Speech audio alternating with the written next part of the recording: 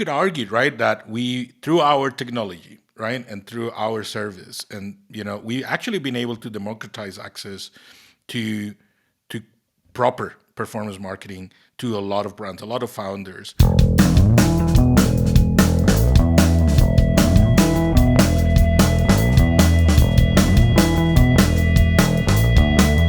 Hello, everybody. I'm Gil, and this is Wes, and welcome to our very first episode of our brand new podcast, where we'll be talking to some fantastic people and sharing honest stories on direct-to-consumer brand building, e-commerce marketing, and work culture in general in this modern era. I'm the CEO and co-founder of Leaf. We're a tech company and performance marketing specialist for e-commerce. So stay tuned and join us as we hear from some of the most interesting brand builders and marketers working across the e-commerce space right now. Welcome. Right, with me today is Wes, head of client delivery, CMO, and all things awesomeness at Leaf. Some people say also that he has a bit of an angry resting face. But yeah, welcome, Wes. Yeah, thanks, Gil. Thanks for pointing that out. Happy to be here despite the face. Seeing as this is our first podcast, we thought we'd just take you through our origin story, how we got to where we are, and some of the stupid shit we've done along the way, which is quite a lot, as you'll discover. But we're going to start with, as you can see, me and Gil are very different. Gil's from Costa Rica. I'm from Lancashire in England. How did this get started, Gil, in Costa Rica? What were your initial aims for the business? What were you doing at the time? Yeah, that's a very good question. And actually, I'm in the very same office where Leaf got started. This is where me, Danny, and Helga and Mel come together. Quite a few restless nights in here. Things have not changed that much. I happen to be in Costa Rica at the moment, but we Leaf started as a music app, right? Our first intention or mission and relentless mission was to empower musicians to engage, grow, and monetize audiences around the world. We wanted to give them a way for them to build sustainable careers, for them to own their audiences, which up until today, 8 years later, they don't, sadly. And yeah, that's kind of like how it got started. We got very on it. Me and Helga are developers, our heart, and so we kind of like divided ourselves into that and build it from it, and that kind of like took us in a journey to the UK eventually. And with Danny and Mel, you met Danny and Mel at the time in Costa Rica. Danny with a background in video production, and Mel with a background in architecture, which came to be really useful for actually building a product, right? Yeah, I mean, Helga and I came as almost like the technical founders for Leaf. At the time, Danny and Mel have already gone through a few rounds with freelance developers and whatnot. Back in the day is very different to today, where non-technical founders can actually get away with low code, no code solutions to test their hypothesis. At the time, you needed hardcore developers to do it, and that's kind of like how we came together. And we hit it up, very well. A couple months later, we were on a plane to Estonia to an accelerator program, and that kind of like changed. Really the future in many ways. So you came over to the UK by invite of the British government. It sounds very lofty, but it's like it was a program called Sirius at the time, right? From the UK department, what is now the Department for International Trade. Yeah, that's like serendipity right there for you. I think we at the end of Startup Wise Guys, which was the accelerator program that we were part in Estonia. We had the demo day in the UK. We did it at what used to be Google Campus, which was a space in the heart of London where startups could actually go and work from. And it was a bit of an experiment from Google up until recently. They just shut it down because of the pandemic, and it's going to be shut down now forever. But at the time, it really was a catalyst of a lot of things. I would say Leaf part of it, because we met some couple people, and it was two people, that we met in the lobby of Google Campus that day of the that word just for everybody else was lobby. I had, when I first met the company, and all their V's were B's and the B's were V's. It took me a while to understand what that was. The J's are Y's and everything. Yeah, no, but yeah, at the lobby of the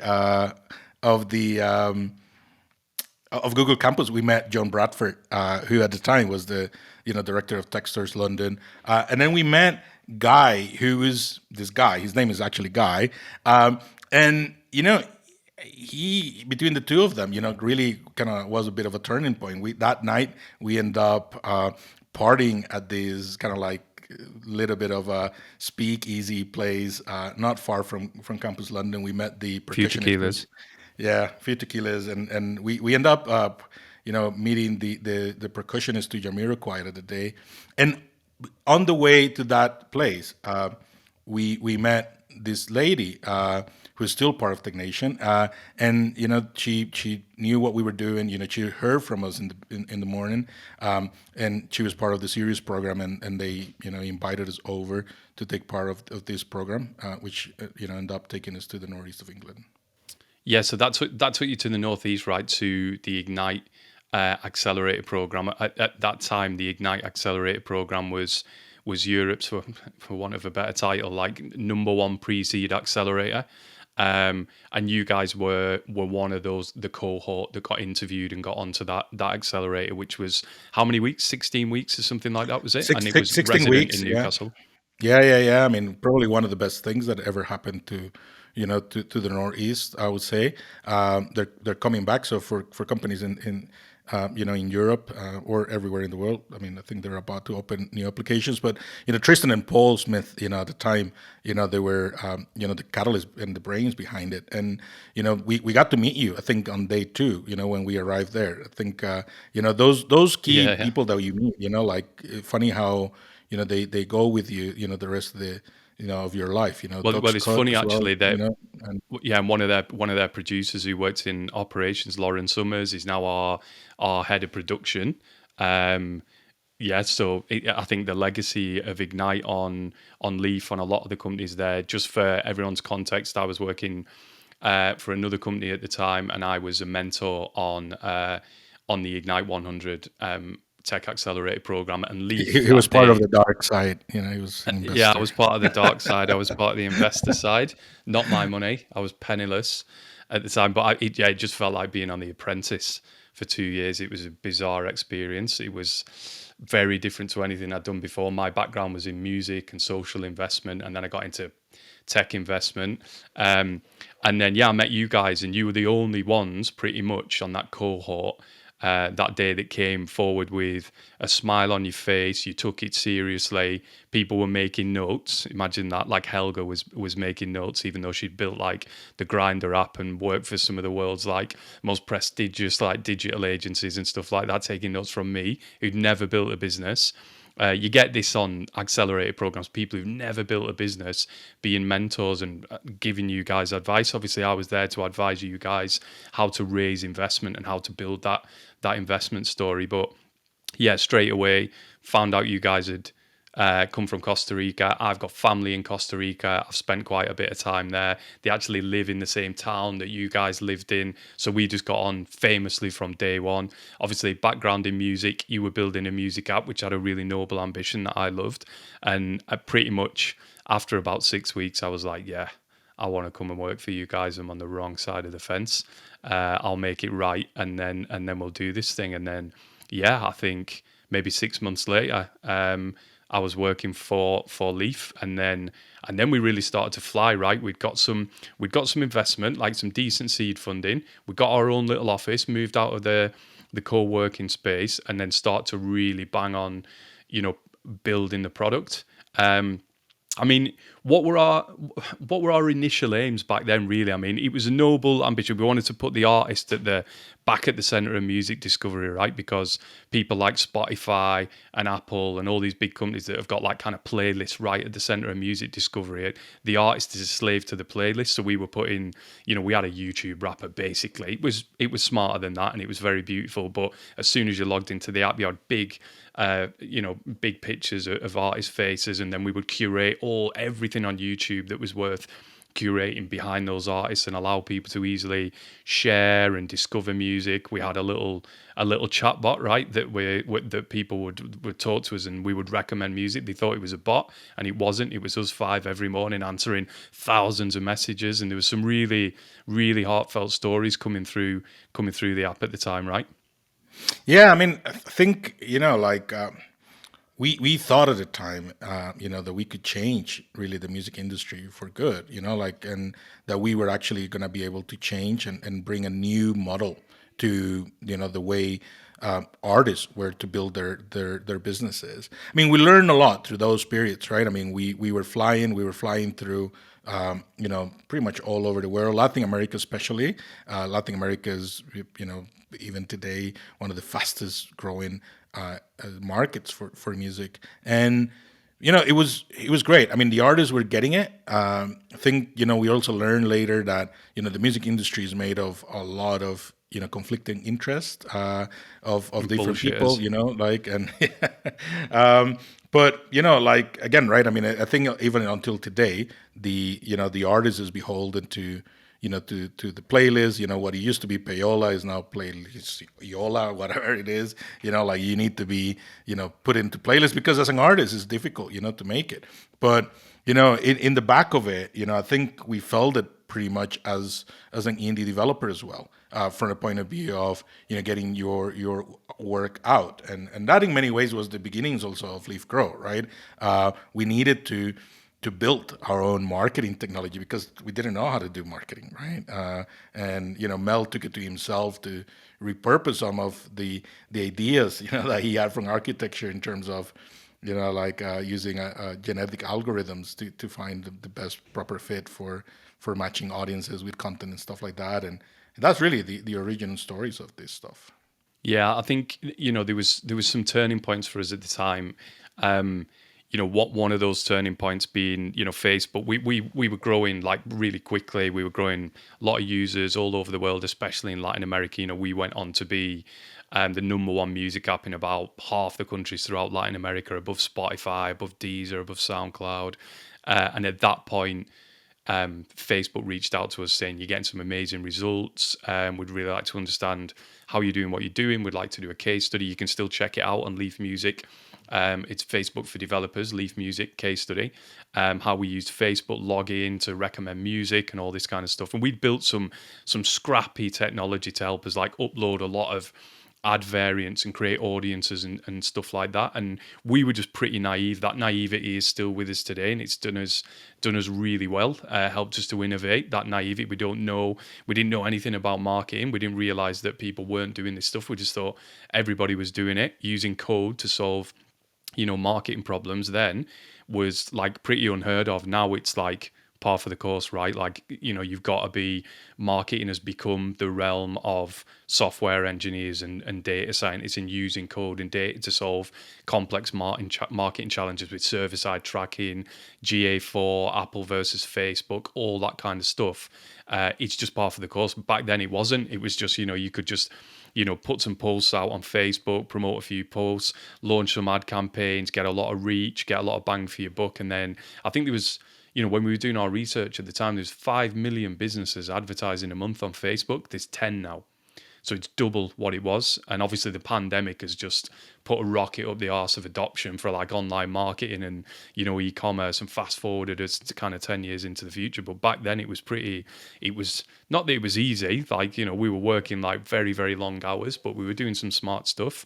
Facebook reached out and ended up doing this case study, and then a year later invited us to Menlo Park in California to meet some of the leadership teams there. And we were one of 10 companies that got invited to, one of 10 companies from the world. We were the team that represented Europe, and they kind of fast forwarded us through all sorts of like programs there. And at that point we thought, right, okay, maybe this marketing technology we've built is actually something that we should maybe focus on a little bit. And then we just got a load of businesses reaching out on the back of this case study to say, can you do the same for us? That's the interesting part, right? I mean, I think that trip to California and looking, kind of like peeking behind the curtain a little bit, made us realize what we had in our hands. And I think at the time we didn't understand it, right? I mean, all the major labels, from Universal to Sony to were coming, to us for marketing, right? And if you think about it, right, like this whole engage, grow, monetize, that's marketing at the end of the day, right? Little did we know that the technology that we built were delivering, such a great results that were, bit of breaking the benchmarks there.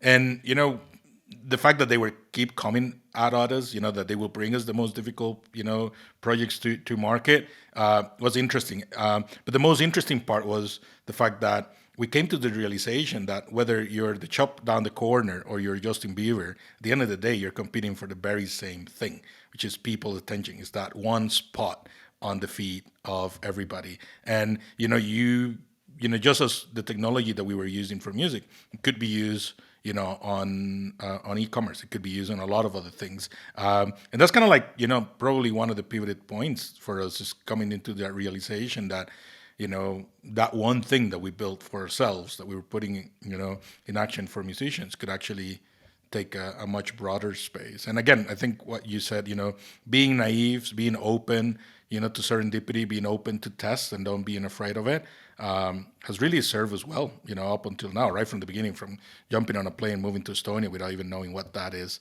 But, definitely something that has Yeah, I helped. mean, for sure.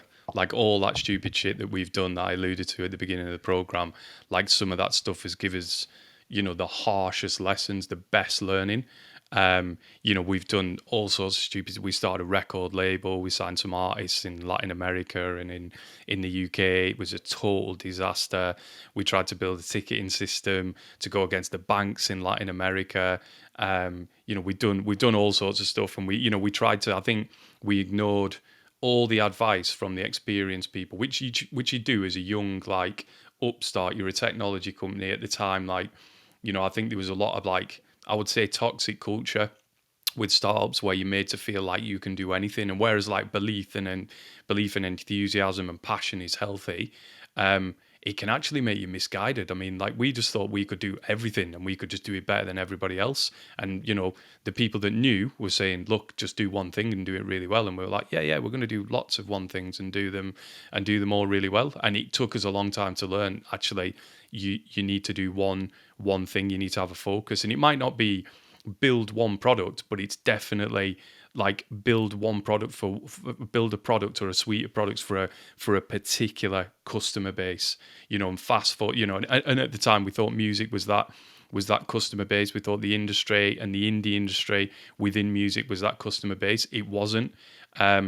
We were coming up against Apple, we were coming up against YouTube, Spotify, cease and desist stuff, even though we weren't breaking any laws, and we would have just had to raise 200 million quid, in a very short space of time to even go against those. And at the same time, people wanted to give us money for this kind of like pseudo agency work on the side. Could you grow our artist audiences? And then it was once we started to get into merchandise and selling merchandise for like, Little Mix and The Damned and Floating Points and all that kind of stuff that we started to do really, really well and kind of found our niche. And once we'd started doing that, then the brands started reaching out to us, your Foot Asylums, your Go Compares, like, can you do this for us? And they had the same problem. They're just paying to play, just like musicians. They're paying to play on Facebook, on Google, on Amazon, on YouTube, and we'd already been doing it in the music industry, which was really difficult to make a booking. And especially when you've got like 15 fucking stakeholders for every campaign, the artist, the manager, the label, the PR, the radio, all of a sudden they're all experts in performance marketing. When it came to brands, there was just one person, like a founder, or a marketing director, and they only gave a shit about, one or two numbers like cost of acquisition, return on ad spend, maybe lifetime value. But, that's a lot to do with them. And it was just much easier to manage, and they were giving us more money. And it helped us to start building a more focused service experience and focused product. And I think, we learned the hard way. How do you felt, about leaving music to an extent, right? I mean, we still have music clients in our roster, but the great majority now are, fast-growing direct-to-consumer brands. How do you feel about that transition? you were the rock star in the team, right? In many ways. So like going from there to becoming, this kind of like bit of a know-it-all in a good way, like marketer, and especially this is mathematic marketing, right? Like this is, it's a bit of a science and art coming together. Yeah, to be honest, it was difficult, and I know it was difficult for other people like Danny. Watching Leave Music die, purposefully, like watching it die and leaving it like a community of millions of people and just going in a different direction. And to be honest, less noble. Let's face it, we're not bullshitting anyone. We do paid marketing, we do performance marketing for brands. I wish I could say all the brands that we did marketing for were sustainable and ethical. That's the vision in the future, and I think every brand's got to go that way and be a friend to the earth. But it's less noble right now. Obviously, we're working with kind of most of the brands we work with are independent brands. We're helping. I would say some of the little guys and some of the medium, fast-growing guys, and a couple of the, a few of the big guys as well. But by and large, we work with, ambitious mid-market brands. So independent, we've still got that independent spirit. We're totally independent. People have tried to buy us and our company plenty of times, and we've always just said, it's going to be the other way around, and you can't afford us. Like, we've been quite cheeky about it, even though we might have been dying at the time and really not able to pay wages and stuff. We've had a bit of a tough spirit about us, and I think it was really difficult to leave music, but it was the right thing to do. Music moves too slowly. It's still in a really tough place, and because of the pandemic, it's in an even tougher place. That business model is fucked. And so, we had to do it. Like, it was do or die, really. But also we could see a big opportunity, like this technology we built, our expertise in building communities, nurturing audiences. It's what brands find really difficult to do. They just have got a product and they want to sell it to someone. And that bit in the middle, nurturing a community and nurturing an audience, is what artists do. Like, that's what they do by default. Do you know what I mean? They create their art, they put love and passion and blood and, tears into it. And then they play to a community, whether it's, intimately online, in person, they do stuff for free. They hardly make any money, and they really build and nurture their audience. Brands can learn a lot from the music industry, and we've brought that into the music industry. Some of our clients, like Go Compare, for example, helping them marry brand with ecom and nurturing that community online through organic, but dovetailing organic with paid marketing, and really, using social and things like that as a way to deliver amazing customer service, like right where your audience is. I think we've brought a lot of that to the brand world, to the direct to consumer, kind of e-com world. But yeah, it was a tough transition. Our mission isn't quite as noble. It's just as ballsy, but it's not quite as noble as, like, putting artists at the top of the pile to get paid and helping them, navigate the way through a really fucked kind of business model. It's interesting what you say. I mean, and if anything, I would say that, it's probably just as noble, because something that we've been able to do. And hear me out on Tell this yourself one. what you need.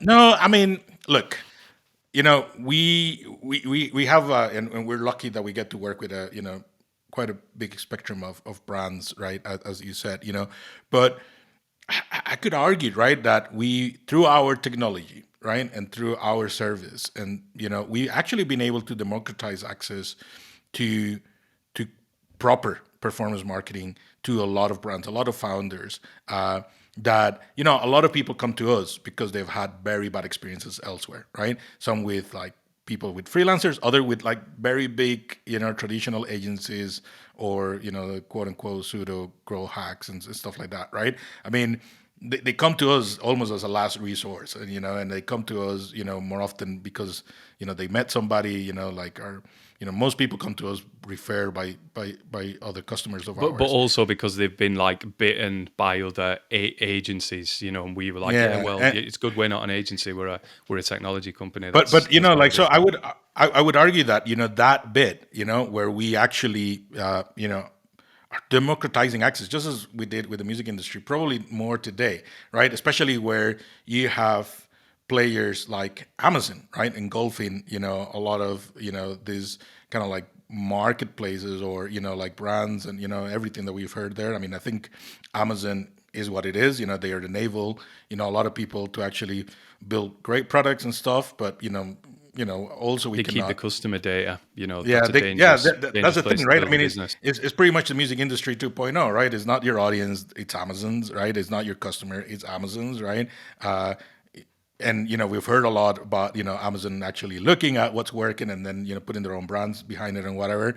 But I think so building these direct to consumer alternatives, right, and that complement everything else. I'm not saying that you shouldn't be in Amazon. I mean, you should, right? Otherwise you're missing a big part of the market. But you also need to understand kind of like what that does. And I think what we do through Leave, to a lot of those brands, big and small, is actually giving them a chance for them to build a sustainable business. And Now, own their customer, yeah. And you know what? Actually, I take it like it's a little bit harsh saying our ambitions aren't as noble anymore. Our ambition, like, has always been to build a really good company to work for. And loads of people like talk about culture, but one of our values, our core value, number one value, is people first, and that's noble because people can hit you with that stick and just be like, oh well, you've done this. That's not people first. Even though we've got to do stuff for the company first, because if we don't have a company, then we can't pay people's wages. So having that balance and using that as a benchmark, we're always people first. That's really tough, and that's noble. Hiring people, like I was hired by you and the rest of the guys, to because of my quote unquote my philosophy on life. I'd never been given a job for that reason before, and that made me really happy at the time. Like, finally I can be myself in a job without having to pretend to be somebody I'm not. And I want to give other people that chance, as cheesy as that sounds, and have people come in, build a role, have some guiding parameters, but build a role, explore, discover, solve, and build, kind of have the autonomy to build and shape their own role. And by and large, we've been able to do that with every single person in the company. So that's probably what I'm most proud of in like the latest incarnation of the company. And I do think that is a noble thing to try and do in today's world. We've got people in, I don't know however many different countries across the world, everywhere from Ethiopia and Somalia to Indonesia and Malaysia and Costa Rica, the Netherlands, Spain, the UK. We've got people in a ton of other countries that I haven't mentioned as well. India, big up Sudeep and Ritesh. And I think managing those people and managing all those cultures and races and religions and time zone, and I think actively hiring people and paying them a fair wage where they are, and giving everyone unlimited holidays and democratizing holidays across the world, that's the noble thing that we're doing, that I'm really proud of. And our roles have changed. We were the builders. We were the ones building the products and designing the products and running the market, and now we're the ones building the team. So our focus has changed. So our focus used to be the artists in the music industry as the bad guy and us and them kind of thing, and now our focus is our people, and their focus is outward really, but our focus is kind of the business. So that's very interesting, right? I mean, like looking at that, and I was talking to somebody recently about how not only our roles have changed, but even our the core focus. Like the technology is quote unquote taking care of itself by the amazing engineering team that we have. The data team that we only really started building this year. The amount of stuff they've been able to to deliver. Like how we really rocket accelerated. Frightening. So some of that stuff and the impact that that's having on on our teams and even on us individually, right? I mean, you used to be the no rules type of person, and now you're like like, see, I was talking about that with Helga this morning. I was like, shit, like see look at Wes, how much he's Making other people follow a process that I've never ever followed.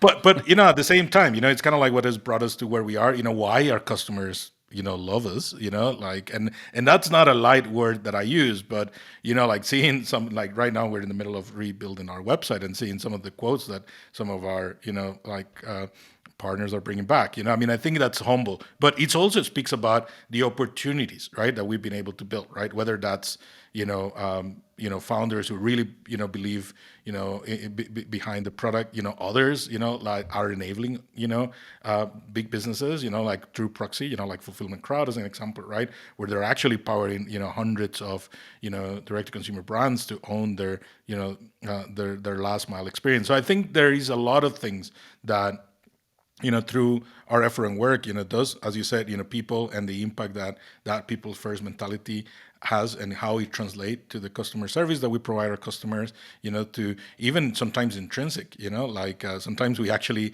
the customers will trust us enough that they put us, in front of other partners, like for actually us to, translate some of those things. But, at the end of the day, that's it. That's it's being partners, becoming partners. What do you think? I know you like to talk about us being in and kind of like past our adolescence, right? And kind of like being in kind of like this way of us like figuring out who we are. We already know our music that we like. How's been this transition from you? Like that. Like the transition from that toxic, you had to be $1 billion company, unicorn style mentality. I mean, I get it. There are a lot of companies that do, suit that kind of stuff, but not every single company has to be a unicorn company, right? And more often than not, you might get there or not. I mean, a lot of your overnight successes actually took 10 years to get there. I was just reading that about, a company in Argentina that raised like, $500 million just this week. And they've been in business for 11 years, and suddenly, oh, they're a unicorn, overnight success. No, they're not, like it's been taking its own while, to get there. But, Yeah, I mean, when I first got introduced to the tech industry, probably late in the day, in my like early 30s, there was this whole, just this culture, this like Californication, this waterfall culture from Silicon Valley.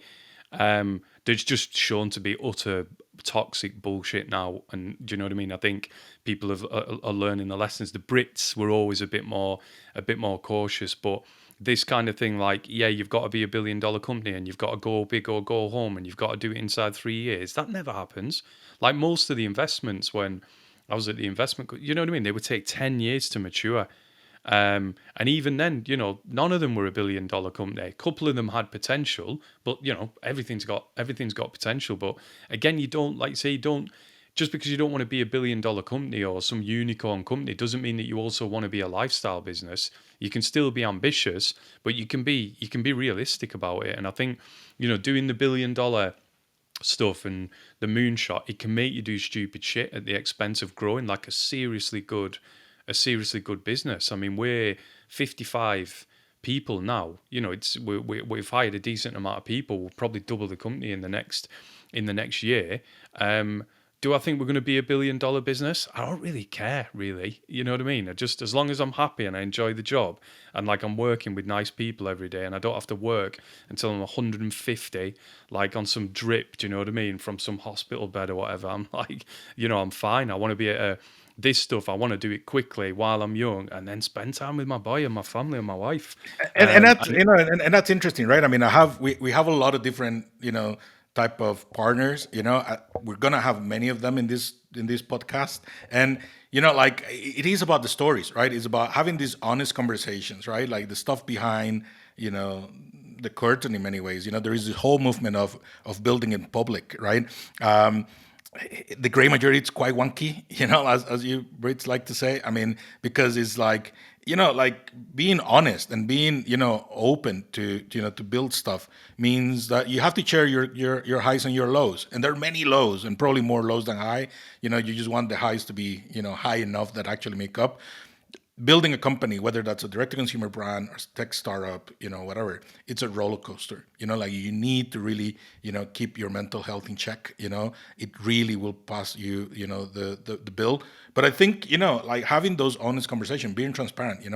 We've been through a roller coaster ride ourselves. And we're gonna be talking probably along the way of this podcast about some of our experience and some of other people's experiences as well, right? And how they've been able to make it, through, right? Bino Kilo is a great example of that, Robin and the crew, being able to build an amazing business on the back of it. But, pandemic came and, it really shuttered their business. And, they actually had to iterate very, very fast and build, and almost like reinvent themselves, and, we're very humbled that we've been part of that journey. But seeing some of those stories, we're going to be learning, through this podcast, hearing from, British Corner Shop, right? I mean, and how, the whole Brexit thing, hit them, right? And hearing also from other businesses who have been able to thrive, through this whole story. I mean, we're living in a very interesting time where is, we're pretty much at a reach of worldwide markets, right? Like we're no longer really looking at a very specific one, like going global is probably easier than ever been. I think Amazon has really changed that ethos, and I think platforms like Shopify and whatnot, it's It's still allowing. dangerous for a lot of brands, that, and we've learned the hard way with some of the brands. Just because you can, distribute globally, and just because you can hire globally, and just because you can market globally, doesn't mean you should. There's a lot of things to consider, and we've always been, especially when we're in the music industry, spread the net wide, figure out where the opportunities are, and then distill. And I think it's the same for brands. You can test lots of different things very, very cost effectively if you do it right, and then figure out where the opportunity is. We were talking to a business the other day. They're doing 50 million quid a year. They're just in the UK. They've got about 150,000 subscribers.